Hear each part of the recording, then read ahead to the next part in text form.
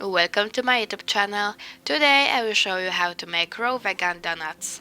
If you are enjoying the video, remember to like, comment and subscribe. All links and ingredients needed for the recipe are of course in the description below. We will start with putting some soaked nuts into the blender. No matter which we will choose, they should soak for at least 8-9 hours to get rid of the phytic acid. Now we add some almond milk. We blend everything together and put the mass into a bowl.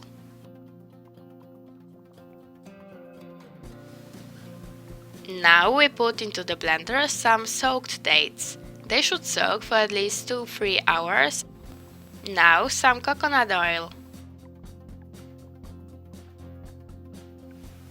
And some coconut flour so the mass won't be too thin. Now some non-alkalized cocoa or carob and we blend everything together. We add it to the previous mass and mix everything together.